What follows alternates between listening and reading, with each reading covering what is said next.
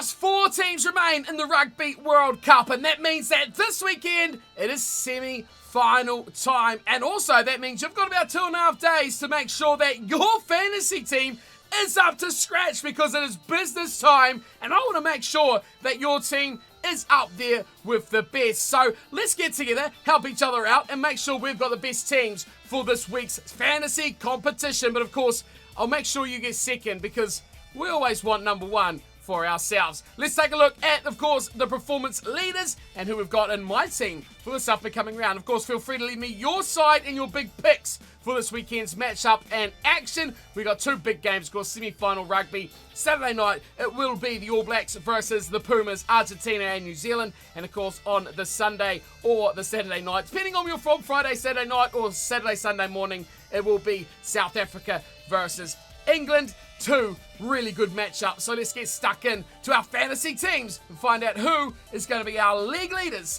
following the semi-finals. But before we get too deep into the up-and-coming weekend, here are the standout performers from the quarterfinal round. And it's really interesting as well, because typically when you pick for your fantasy team, I personally, and I don't know how everyone else does it, but let me know your thoughts on this statement. I like to pick teams I think is going to win. Obviously, if a team's going to win, they perform a lot better, generally. But this time, it's not always been the case throughout the Rugby World Cup. And often we see teams that lose have standout players that grab a lot of points. Looking through this here, the top 15 performers throughout the quarterfinals, 10 of them are no longer at the Rugby World Cup. 5 only remain for the semi-finals, and that of course is when you're looking through the Englishmen with Atolje and Earl. You've got Savia, you've got Farrell, and you've got Colby. That is it. The 5 players remain, the rest are gone. So not only does it kind of debunk the theory of picking winning teams, it also makes you more think about who you're going to pick in this up-and-coming semi-final weekend. Alright, so let's not dance around the devil anymore. Let's get straight into the action and have a look at my starting 15 for this weekend's semi-final action. You can take a quick scan look over it now. This is what we've got. But we'll start things off in the front row with our number 1. And we're going big, we're going ginger, and we're going with Steven Kitshoff. Again, right since round 1, I've been burnt by South African props. Just not doing the right thing here for us. But when points come to the total, and when you look at who's available and who you've got left to grab, I just think Steven Kitshoff's a guy who's going to probably give you a good 10 to 20 points, not do anything horrific, and just be safe and happy in his selection. Again, not really a massive developer of points. You can see there 5, 15, 24, 10, 12 against France. Nothing outstanding, but still, props are very hard to get a lot of points out of in this competition. Propping alongside him, of course, will be the big Thomas Gallo from Argentina. Again, I just said that props are really hard to get a lot of points out of. And then you look at Thomas Gallo, who easily cleaned up 41 points against Samoa just a couple of weeks ago. So, while we say it can be difficult, it also can very much be done. A solid performer, consistently in the points as well. You see 21 versus Japan, 23 versus Wales. Astonishingly solid in his performances, and I expect it should be an area where I think the Argentinians will look to exploit against the All Blacks. Use that front row, use the maul, use the set piece, and try and get some assertiveness there. Of course, the other flip side of him for Mr. Gallo is that he only costs 4.5 points, so, you know, he's cheap. It allows you to spend more points in the areas that you know you're going to get massive, massive points out of, like the outside backs, or the back row even, who have capabilities to really step it up. Right, alongside those 2, we've got our 2 props in. We are going with our first All Black of the weekend.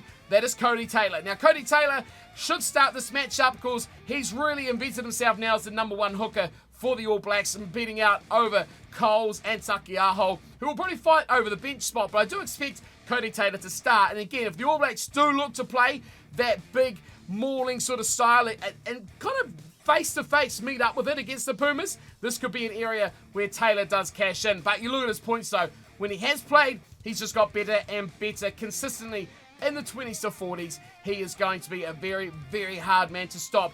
If you don't want to go with Cody Taylor, who is quite expensive, another option would be to go with Julian Montoya, the Argentinian captain and hooker, who we know Argentina are going to play that mauling style of game. So I think you're guaranteed to get a good amount of points out of Montoya as well. It just keeps your options open and available, depending on how many points you've got left, and of course how many more Argentinians you have the capability of bringing into your team. So options are plenty there. I'm going with Taylor. Let me know if you're deciding to go with Taylor or you might be going with Montoya. But of course, I think Bongi and Mbonambi being the only real hooker in that Springboks squad is always going to be a really good pick, because you're going to definitely get minutes out of him, but will you get tries and will you get big plays from him as well is the big question. Moving into the second row, and it's where we say hello to our first Englishman, and it pains me to say it, but hello Mauro Itoje. I'm not his greatest fan, but when you break it down into second rowers, and second rowers that can really perform and get you points, he is an absolute monster when it comes to line-out play, so he will get you a lot of points for successful line-outs, and of course he's a very strong carrier of the ball as well. Performed very well against Fiji, around the field, a lot of contact play, but of course that set piece was so important because the English really dominated Fiji when it came to that maul game where they just could not handle the easy meters that Itoje and his buddies picked up on. 44 points last weekend, cannot argue with that. If he can repeat that, I will be very happy. Now, we've mixed up the other second row. Marcos Kramer has been there for a number of weeks for me, but this week we are going with Guido Pedi. Now, a guy that should pick you up. Again, a solid and consistent amount of points. You've got the line out, you've got his work around the field. He's a big, tall, powerful man, and I think that's the game that Argentina are going to play against the All Blacks. So expect him to do a lot of carries and, of course, take a lot of line out ball from the front of that line out as well. If he can pick up another 20 points for me, I'll be very happy with that, with the performance of Mr. Guido Pedi this weekend. Now, the back row. The back row, I think, was the easiest position to pick for me this weekend because there's been standouts. And for me, there's been two absolutely phenomenal standouts this weekend, or over the tournament for this weekend in the Rugby World Cup. Unfortunately, one of them is English, but we'll have to go through him first. It will be off the play of Ben Earl, the fantastic English back row, that's number 8, who has been in incredible form in this tournament so far. An absolute monster of a player for England, and the first name, I think, on their team sheet. Now, let's think of what Ben Earl and, of course, Courtney Lawes have been for England this season. They've been the backbone, they've been the spine, they've been the kneecap, they've been the thigh, they've been the leg, the arm, the shoulder, the knee, they've been the wrist, the neck, they've been the brain, they've been everything. Man, I tell you what, Ben Earl, along with Courtney Lawes, has been massive for England. Without those two, I don't think they would have got anywhere close to as far as they have got so far in this Rugby World Cup. So they are integral for this team if they want to continue on past the stage of the tournament. Again, consistent points, average game against Chile, but I don't think he played that long. But of course, dominated Samoa, really good against Fiji, great against Japan and Argentina as well. And he's just got better and better as this tournament has gone on. I'm going with his back row partner alongside him from England, and Courtney Lawes. Again, consistently in the points, very good player, strong carrier, good over the ball, big lanky former lock. We know what his capabilities are, and his combination with Ben Earl has been phenomenal. So for me, no brainer to pick those two. I'm interested in anyone else who's gone away from these guys for their back row. Let me know who your selections are in the back row if you've not picked Earl, Lawes, and the main man himself, Ardie Savea. He's got the guns out the front. What a player. I mean, honestly, what a player. How can you pick anything past this guy? He is just devastating. Phenomenally devastating. Hard to tackle, hard to put away, hard to bring down, hard to move off the ball. He is just incredible. 50% of people have picked him. That is insane. That is something I've not been looking at throughout this whole video so far. How many people have picked these guys? Ben Earl, just 20%. Incredible. Savea, 50%. Lawes, just 11%. Itoje, just 20%. This goes to show you just how impactful that the workload of Ardie Savea actually is when 50% of people have them on their team. Guido Pedi, just 18%. Thomas Gallo, 30%. Again, there you go. Front running prop is Thomas Gallo. Codie Taylor, the other one, just 5%. I think Montoya will be a guy that will certainly be in the mix. 12% for Stephen Kitshoff as well. Just out of interest, I kind of want to look at what the percentage is here. Yes, 20.6% for Montoya. I think that's a very wise take as well. Mbonambi, the other one, just 6.7%. Very interesting. Not too many for Mr. Bonge to do that job. Right, let's move into our back line and see who we've got to really kick on with our points. Now, moving in, number 9. Surprise selection, I think, for the Springboks in that quarterfinal matchup. But Cobus Reinach played very, very well. 22 points is probably a bit shallow, to be honest, for him. But I thought he had an incredible game. And in the world where scrum halves don't typically play huge minutes, I think the South Africans, again, this will be looking at a 45-minute performance. But I think he could be very, very integral to how this Springbok side really do react. This is one of the positions I think that could be changed. And oh, look, with the 8.5 points we've got here, 16% selected as well. But at a value of 8.5, I could possibly be looking, if I do move away from him, there's plenty of other options as well for 8.5 points. Faf de Klerk is 9.5. You've also got the work of Alex Mitchell from England, who could chip in there with just 7. I think the All Blacks will certainly go with Aaron Smith. A lot of people will select him with 10 points on his value. And whether the Argentinians go with Kubali or Bertineau. Bertinau's only worth 7. Did not play versus Wales. Doesn't seem to be saying he's injured there. But Kubali definitely did come and play a storming game in that first half against Wales. And Basil Velez was off the bench from him as well. So plenty of options there at the number 9 jumper.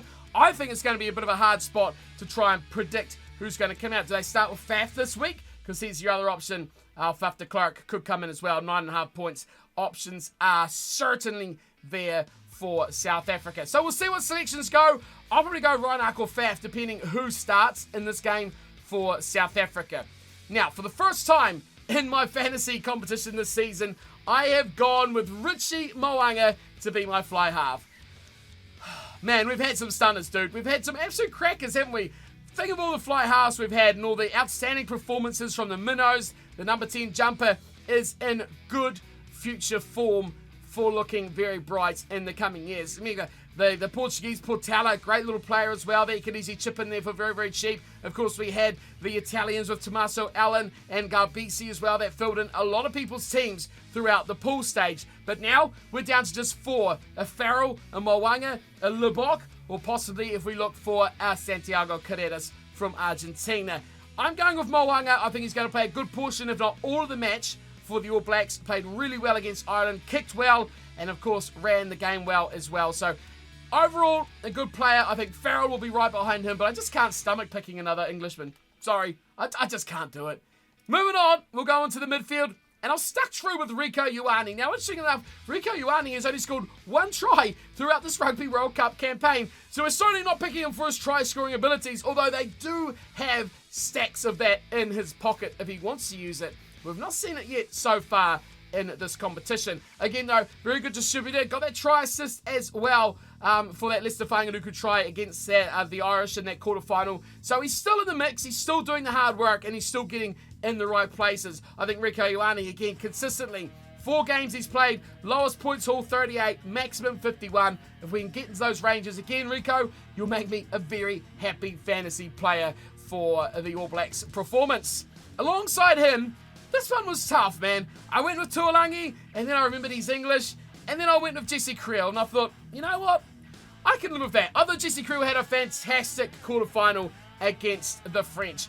He was strong in defence, but also I think his vision was outstanding in that game. He put his body on the line. You saw the condition of his shirt when he come off, covered in blood and cuts and bruises. If he's fit and ready to go this weekend, which I have no doubt he will be, he could be, again, another integral part against a very brutal English midfield. Marchant, Tuolangi will be flying hard. de Allende and Kriel will be doing the same. The difference is de Allende costs about 8-9 points. Jesse Kriel was only 7.5. So we've gone with Kriel in that mix instead. But I find there's plenty of options in this midfield. Tuolangi is definitely a good shout. 10.2% of people have gone with him. Even points, 7.5. So you're going very like for like between Kriel and Tuolangi. You've also got Marchant as well. 6% of people going with him. He's a little bit cheaper. But I think the popular one is this guy, Damien de Allende. 9% choosing him and a 9 value as well. He's a bit more expensive, but he could certainly do the job there. What's the most popular? Jordy Barrett's 10.8 and Rieko Ioane is a 14.7 like we looked at. So plenty of options here for all the sides, but Kriel with value, the price, he was the man I'm going to go with. Now, the most important ones are the outside backs, like we know. And I've gone simple. Cheslin Kolbe, freak. Absolute freak. He's starting on my left wing. He's going to be a menace. He's just got incredibly good as this tournament has gone on. His clutch plays, his ability, and I think with Lubbock inside him at 10, it's made the game much easier for him. He's going to be a massive, massive part, especially going up against what's likely to be Johnny May and Elliot Daly on the wings. These two wingers, Odinson and Kolbe, should have a field day against the English, I think, on those outside channels. 19.4% selected. He is a popular one for sure. I've also chipped in back with my other Argentinian, Emiliano Boffelli. 25 points does not do his performance against Wales justice. I think he had his best game of the tournament, despite the fact he got 69 points against Japan.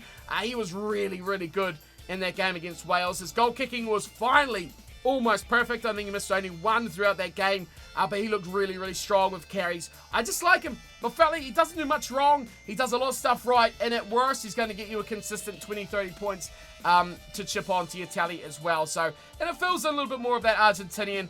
Plenty of other options as well. As you know, the outside backs are rife with ability and selections. Whether they play Leicester Fainga'anuku, the All Blacks, or they go back to Mark Talia. You've got Mateo Carreras, so I think is an absolute baller. I would love to have him in my team, but just not enough room. And of course, you got the South Africans as well. Currently, Odinson is another one I think could be phenomenal this weekend for South Africa. And don't forget Mateo Carreras as well. England, I don't see much coming out of Elliot Daly, and the 2.2% backs me up on that. Johnny May, 3%. I wouldn't touch him. Look at his points. Pretty average, honestly. Pretty average. So for me, I've gone with those two. And of course, my last pick, Will Jordan, triple captain. Thanks for coming. Big game player, Will Jordan. I think he's going to go absolutely rampant against the Argentinians this weekend. His matchup, I expect, will be alongside Mateo Carreras, possibly. Or we may see him flipping on the other side, depending on the way that Argentina plays. But either way, speed, support lines, that's what he's all about. You put him in the clear, he's just about always going to score your try. Again, as the tournament's gone on, he's got better and better. Hey, if he puts in another 40, 50 point performance and gets me 150, 100 points, I'll be very happy with that from that weekend of action. But that is it. That is my starting 15 for this weekend's Fantasy League competition. I hope you're all enjoying the Fantasy League as well. If you do want to leave your thoughts and comments in the comment section below, do so. Let me know who you're picking. Who would you pick in these situations? Who do you want to see crashing out or smashing their way into the semi-finals? And who have you gone heavy on? One nation you've gone really, really big on?